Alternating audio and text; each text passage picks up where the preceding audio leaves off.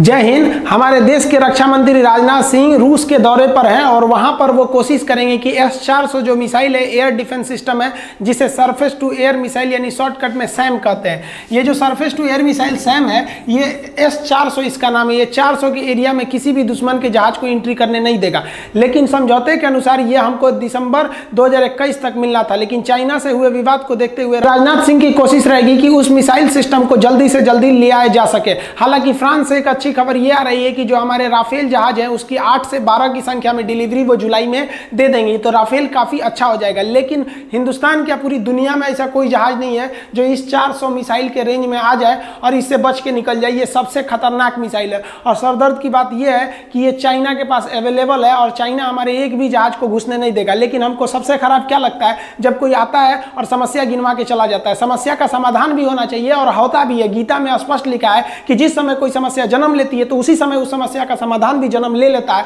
बशर्ते आप कितने सजग हैं, आप कितना जल्दी ढूंढ लेते हैं उस समाधान को। चलिए हम समझते हैं कि S-400 जो दुनिया को नाकाम कर सकता है, क्या हम इसे नाकाम कर सकते हैं? बिल्कुल कर सकते हैं। देखिए, मेरा मानना है कि दुनिया का कोई हथियार खतरनाक नहीं होता है, इंसान का माइंड खतरनाक होना चाहिए। माइंड से आप सब चीज को हरा सकते हैं। देखिए, ये S-400 जो मिसाइल है ना, इसकी सबसे बड़ी खासियत क्या है, इसे पूरा वर्टिकल रहता है, सीधा खड़ा रहता है। सीधा वर्टिकल होने की वजह से आप किसी भी डायरेक्शन में आएंगे, इसको मारने में कोई दिक्कत नहीं है। जैसे मान लीजिए जैसे झुका हुआ है और जहाज इधर से आ गया, तो ये ऐसे नहीं ना मार पाएगा। तो रूस ने बड़ा सोच समझ के इसे वर्टिकल बनाया, यानी 360 डिग्री ये कहीं भी मार सकता है। इसका जो रडार सिस्टम है वो 400 किलोमीटर के एरिया में किसी भी जहाज पर हमला कर सकता है। अब चाइना ने इस सिस्टम को लद्दाख, अरुणाचल और सिक्किम के एरिया में तैनात कर रखा है। ये जो S-400 मिसाइल सिस्टम है, एक साथ 36 जहाजों को मार देगा। अब ये बताइए, एक साथ 36 जहाज को मारेगा, हमारा एक स्क्वाड्रन ने उड़ा दिया यहाँ पे। और हकीकत भी हमारी जहाज नहीं लड़ पाएंगे, लेकिन हमारे अपने जहाजों को नहीं भेजना है कि जाके मरो इनसे, हमको मार देना है इन ससुरों को। ये किसी भी जहाज के पीछे पड़ जाता है ना, तो छोड़ ही नहीं सकता है। जहाज जिधर भी भागेगा उसमें रडार लगा हुआ है, जहाज से ही ये रडार ने दिशा देख लेता है। जिधर जहाज भागेगा उधर ये भी भागेगा। जैसे मान लीजिए ये कोई विमान एंट्री किया S-400 के एरिया में, तो इसे surface to air missile shortcut में SAM सैम कहते हैं, सैम। तो ये क्या करेगा, उसको हिट कर देगा, ऑटोमेटिक हिट कर देगा उसको पकड़ने के बाद। अब ये जो जहाज है वो भागेगा, तो जहाज का रडार भी बताएगा कि उसको पीछे से कोई मिसाइल उसको पीछा कर रही है। जहाज खुद के बचाव के लिए पीछे से फ्लेयर छोड़ती है, लेकिन ये जो मिसाइल है फ्लेयर से बच के निकल जाता है। ये जब जहाज के करीब पहुंचता है तो ये खुद को ही ब्लास्ट कर लेता है मिसाइल, और कई टुकड़ों में बट जाता है, ताकि ये ब्लास्ट होने के बाद ये जहाज को कई जगहों से क्षतिग्रस्त कर सके। जैसे ये उसके पीछे काफी करीब पहुंच चुका है, तो ये मिसाइल खुद को क्या करेगा, कई टुकड़ों में ब्लास्ट कर देगा और ये जहाज पर हिट कर जाएगा। अब हिट करने के बाद पायलट को इजेक्शन के सिवा कोई रास्ता नहीं बचेगा। अब जहाज से पायलट को बाहर निकलना पड़ेगा। भारत का जो सबसे खतरनाक है सुखोई 30 को मारना इसके लिए चुटकी का खेल है, मार देगा वहां पर, एकदम गारंटेड मार देगा। लेकिन फिर भी हम बच सकते हैं। कैसे, समझिए। जो S-400 मिसाइल सिस्टम है ना, ये एक साथ 36 मिसाइलों को मार सकता है। इसकी जो बैटरी क्या होता है, मिसाइलों के समूह को देहात में बोलते हैं ना झोप्पा, तो ये मिसाइलों के समूह को ना हम क्या कहते हैं, बैटरी कहते हैं। आप यहां ध्यान से देखिएगा तो 4 मिसाइलों का समूह है यहाँ पे, तो इसे हम क्या कहते हैं, बैटरी कहते हैं। 4 ठो एक ही पास रहते हैं तो बैटरी कहते हैं। ये S-400 कई चीजों का 3 इसमें मेन कंपोनेंट होते हैं। एक होता है रडार। ये जो रडार है ना, यही ससुरा मेन है। ये जहाजिया को देखता है या मिसाइल को देखता है कि क्या आ रहा है, और 400 के रेंज में कुछ भी आएगा ये तुरंत कंट्रोल सिस्टम को बोलेगा। कंट्रोल सिस्टम को कहेगा कि देखो आ रहा है वहां पे, इतना स्पीड है, इतनी ऊंचाई है। कंट्रोल सिस्टम इस मिसाइल को कहेगा कि तुम मार यहां से। अगर इसमें से आप एक चीज को भी नाकाम कर दिए तो आप सक्सेस हो गए। लेकिन समस्या ये है कि ससुरा 400 किलोमीटर दूर से जिस चीज से मारिएगा ये उसी को मार देगा। मिसाइलों को मारिएगा 400 किलोमीटर से या जहाज से या हेलीकॉप्टर से, उसी को मार के गिरा देता है। लेकिन इस मिसाइल में देखिए चाइना के साथ समस्या क्या है, चाइना इस मिसाइल को खरीद के लाया है और वर्तमान में चाइना के पास केवल 768 S-4 मिसाइलें हैं। आप कहिएगा कि चाइना हमको फोन करके बताया, उचट्टा ससुरा उसके फौजी कितने मरे हैं बताइए नहीं किया, ये बताएगा नहीं। हमने इसे रसिया के डाटा पर चेक किया कि रसिया ने चाइना को कितना बेचा है, तो इतना बेचा है। इसलिए अगर हम लोग चाइना का ये 768 मिसाइलें हैं, इनको अगर हम बर्बाद कर दे तो सक्सेस हो जाएंगे। देखिए ये एक साथ ससुरा 36 जगह पर हमला करता है। इस S-400 मिसाइल का सबसे खतरनाक जो है ना, इसका रडार है। 400 का मतलब ही होता है 400 किलोमीटर मारक क्षमता का। लेकिन ये डरिए नहीं, रूस ने जो चाइना को दिया है उसकी मारक क्षमता 400 किलोमीटर नहीं है, क्योंकि एक अंतरराष्ट्रीय संगठन है MTCR, missile technology control realm. इसके अनुसार जो इसका सदस्य है उसको 300 से ज्यादा मारक क्षमता की, 300 किलोमीटर से ज्यादा मारक क्षमता की मिसाइलें दे सकते हैं, लेकिन जो इसका सदस्य नहीं है उसको 300 किलोमीटर से ज्यादा मारक क्षमता की मिसाइल नहीं दे सकते हैं। तो रूस ने S-400 का पैसा लिया है, लेकिन उसको S-400 के रेट में केवल 300 किलोमीटर मारक क्षमता की मिसाइलें दिया है। तो ये खुश होने की बात नहीं है, 300 किलोमीटर भी नहीं घुस पाएंगे वहां पे। अगर वो लद्दाख के बॉर्डर पे खड़ा कर दिया ना तो आप अपने देश में जहाज नहीं उड़ा पाएंगे, सोचिए, क्योंकि अगर बॉर्डर पे खड़ा किया तो 300 किलोमीटर तो अपने देश में घुस जाएगा, गिरा देगा ये। तो हमको क्या करना चाहिए, इस ससुरा मिसाइलवे को भटका देना चाहिए। हमको पता है कि चाइना के पास 750 के पास में ये मिसाइलें हैं, हमको तबातोड़ ना अपने नकली जहाज, जितने पुराने जहाज है ससुर, उनको घुसा दो, ड्रोन घुसा दो, मिसाइल तबातोड़ हमला करो, ताकि इसको लगे कि पूरा हमला हो गया। और जैसे हमला हुआ है तो ये रडार पकड़ लेगा, इंडिया की ओर से मिसाइल आ रहा है, मार मार मार धड़ाधड़ मारेगा। आपको याद रखना है कि ये मिसाइलें चाइना को बर्बाद करने के लिए नहीं है, ना ही चाइना का एक भी सिपाही की जान लेने के लिए, ना ही उससे बचने के लिए। हमको केवल और केवल चाइना के ये 768 बैटरीज यानी जो मिसाइलें हैं उसको बर्बाद करना है। एक बार जैसे ये खत्म हो गया, हमारी जहाजें घुस सकती हैं चाइना के अंदर में, फिर कोई नहीं रोक सकता है। लेकिन अगर आप ये सोचते हैं कि S-400 की उपस्थिति के बाद भी आप घुस जाएंगे, तो नहीं घुस सकते।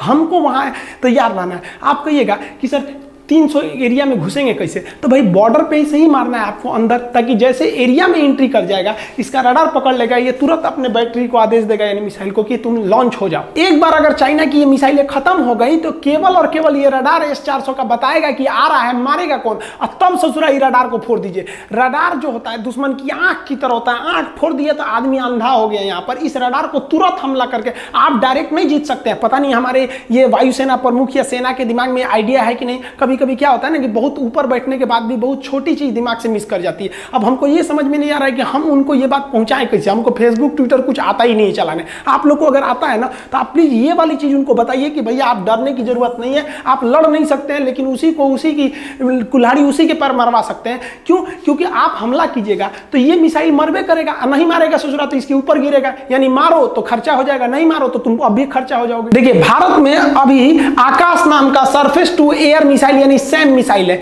ये मिसाइल जो है ज्यादा दूर मारक क्षमता का नहीं है, ये 30 से 60 किलोमीटर के एरिया में गिरा के मार सकता है, लेकिन ये ज्यादा खतरनाक है। खतरनाक किस लिए? देखिए इसके कुछ स्पेसिफिकेशन है जिसको आपको समझना पड़ेगा।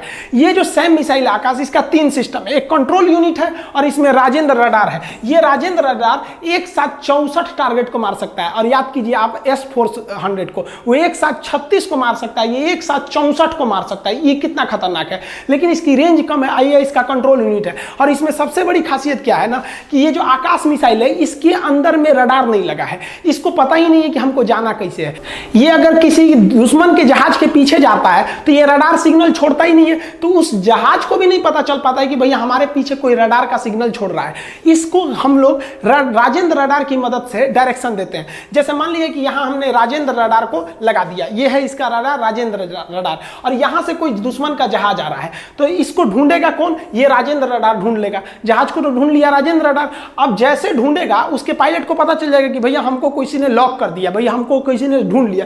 तो और यहां पर हमने तैनात कर देंगे अपना आकाश मिसाइल। तो बताइए ये तो हिट हुआ, इसको पायलट को पता है कि हमको यहां से खतरा है। पायलट भागना सोचेगा तो ये राजेंद्र रडार के पास मिसाइल थोड़ी है, ये सीधे अपने कंट्रोल यूनिट को भेजेगा कि भाग रहा है इधर, और कंट्रोल यूनिट कहेगा आकाश को, ये जाके आगे से मार देगा।